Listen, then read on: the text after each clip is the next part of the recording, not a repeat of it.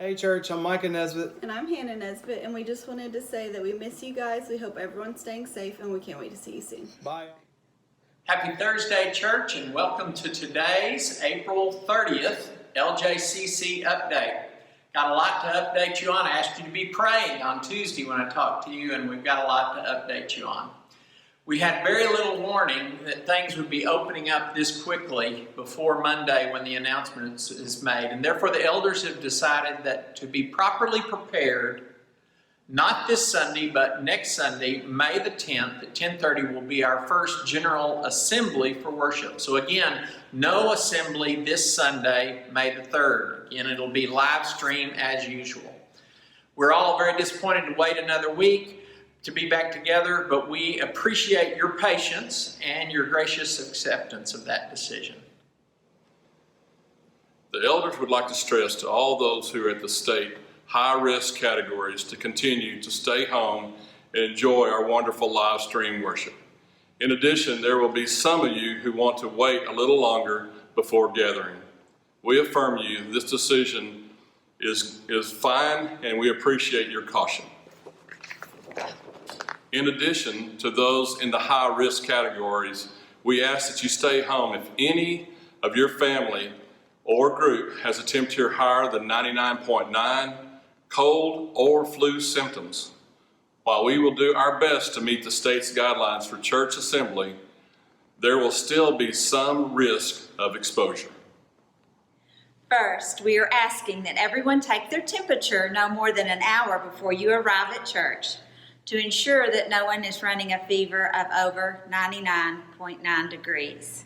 And while no one is required to do so, you are welcome to wear a mask to the worship assembly. Second, we ask that everyone enter only through the Welcome Center. And before you come in, please disable the Wi-Fi on your cell phone or on any portable device that you bring. We want to save as much of our bandwidth to make sure that our live stream gets out good and strong for everyone who's watching in that way. Finally, when you enter the Welcome Center, we ask that you use the hand sanitizer that will be conveniently located at the doors. Then, as you come through the Welcome Center, there will be greeters and ushers who will welcome you and hand you a caring and sharing. They will also direct you to the self-contained communion sets to pick up and hold until the proper time in the service. There will be more on that later. Finally, we ask you not assemble in the Welcome Center, but instead head on into the auditorium. As requested, family groups and those who came together are expected to sit 2 seats apart. When you get to your seats, feel free to visit with those around you. We want you to know that everyone who is volunteering or will be a greeter as an usher will have their temperature taken and recorded, as well as being required to sanitize their hands as they enter the building. They will also be wearing masks for your protection and theirs. Okay, third, while most of our hallways and classrooms will not be accessible, the bathrooms will be available for use. Those doors will be propped open and left open for your convenience, so no hands are being pushed or opening the doors when entering or exiting. Fourth, families with children of any age will remain together before, during, and after service. That means you will be asked to keep your children with you until you exit the building. If you need to leave with a child during a service, the classrooms along the main hall will be available for single use. No one else will be with you, and no one else will use the room until it is cleaned during the week. Also, at this point, there will not be Stage 2, Praise Kids, or Limitless Kids, but we hope to have a safe and sanitary way to begin those Kids for Christ programs as soon as possible. But each week there will be a recorded Kids Talk, and we will have a children's worship handout with your caring and sharing. There will also be provided a small set of crayons for this, and we ask that your families bring back them each week.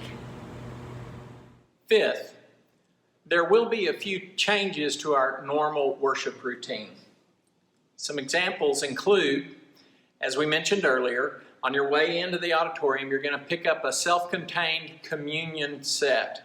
You peel off the top layer and the bread is in the top, and then there's another peel to get down to the juice inside. We don't want to pass plates, and you can understand the reason why.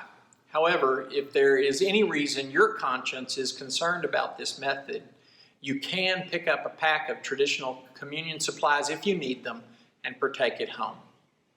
Along this same line, another item will be that there'll be no passing of a plate for a collection. Instead, this box, which we've used for several other things before, will be in the foyer for you to place your donations in. Please, if you're going to give cash, take one of the envelopes that will be on the seats and put it in that envelope before depositing it in the box. Also, our kids' gift bucket will be in the foyer for their donations. Of course, you are welcome to continue to either mail your checks or do digital donations. And again, we cannot express enough our gratitude for your support during this very challenging time. Thanks. As you know, lately, for the last few weeks, you have been watching us live stream. The live stream broadcast will continue going forward. There is a lot of effort that is happening here. Where I'm at right here, right now, this is where David Gay sits. A lot of our slides and the music that you see on your screen at home, this is where this is put together and presented to you so we can enjoy singing together. Right here, we also, the video that you get, Hutch Hewitt is the person who runs our cameras for us, and the efforts that go there and what we need to put on the screen and the clear picture that you get, this is where all that effort comes from. Then over here, this nightmare of a board is our sound. Mike Wunderlich is our person who has been running this board for us, and we just appreciate really what all the audio-visual people have been doing. These efforts will continue as we move forward. So on our services, as we come back together, you're going to see some things that may be just a little bit different. As you know, during this pandemic, worshiping has been somewhat different. As you look and see, our building has been pretty vacant.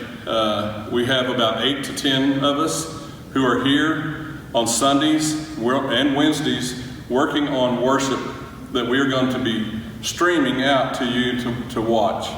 As you can see, we have microphones set up. These are a little bit different than what we normally use. It mixes our voices a whole lot better and sounds, the quality that you hear at home is much improved as you have seen over the last couple weeks.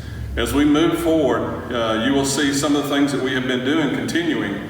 We will continue to have some videos of people who are maybe leading in prayer, who are not able to be here, and so that's going to be shown on the screen.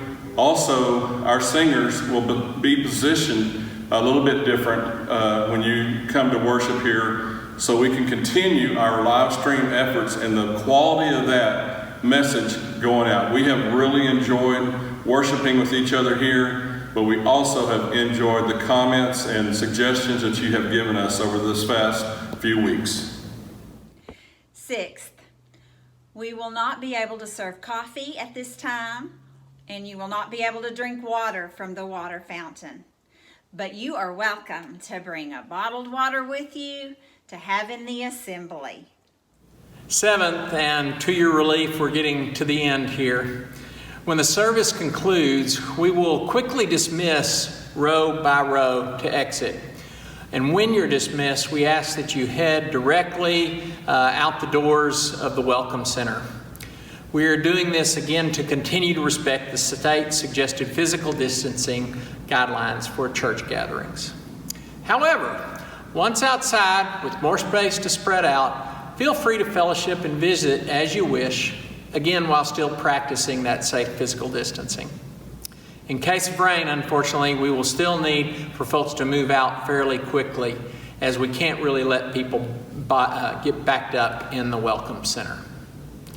Again, thank you very much for your patience in going through this with us. We hope it's been informative. I really appreciate the elders putting the effort into coming up with a good plan for us as we move forward. Again, thankful to Governor Abbott and his courage in opening things up, and appreciate your patience in waiting one more week for us to get back together. Let's pray. Our Father and our God, we thank you for all that you do in our lives. We thank you for the way that you've been moving We pray for those who have been hurt, whether physically, through illness, even death. Also those who have been hurt by the economic changes that have gone on at this time. But Father, as we're taking these first steps of moving out of the quarantine and the general panic of the pandemic, we pray that we would still be good citizens and still respect what the state has asked us to do, but at the same time welcome things opening up and enjoy a little more being out and interacting. Father, I want to pray that you'd bless us over the next week plus as we get prepared to be back together again. I pray that you would bless each of our hearts as we continue to search for the ways that you want us to be light and salt in this very unique and different situation. Above all else, we thank you for Jesus, who changes whatever our thoughts are about this virus and our situation, our circumstances, and changes them because of the way that he faced suffering and struggle. But even more, he changes the way that we look forward to what will be next. And so it's in his name, above all other names, that we pray, and we all say, amen.